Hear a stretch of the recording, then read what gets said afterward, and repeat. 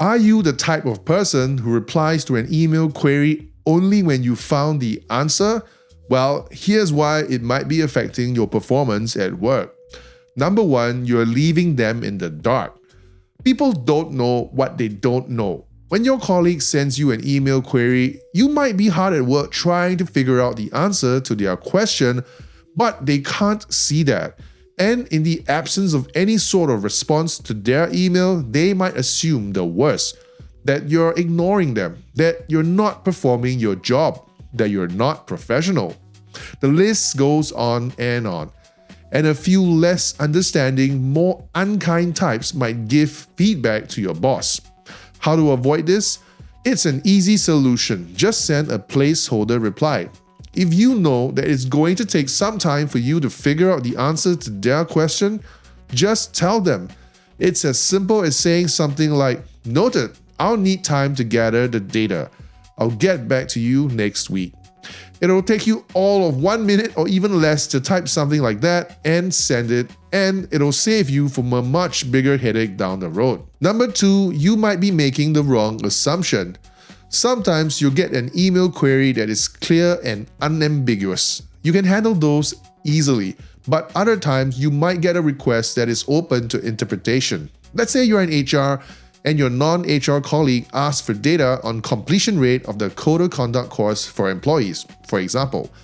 If you simply assume that you know what they want and you spend precious time working on it and eventually give them the answer you think they're looking for, it might turn out that it's not what they're looking for.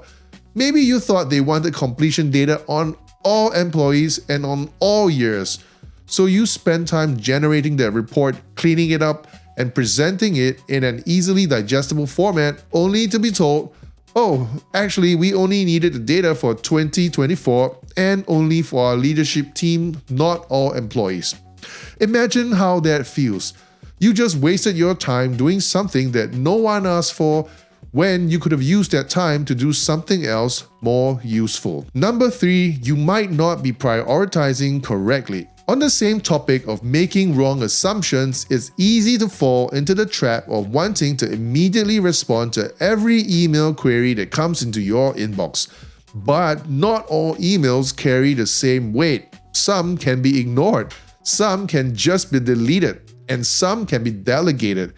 Of those that remain, you need to prioritize them accordingly because there's an opportunity cost to everything you do.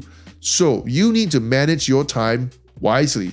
So if a colleague sends you an email query and they don't mention when they need your response, in which case, shame on them, it's to your benefit to clarify.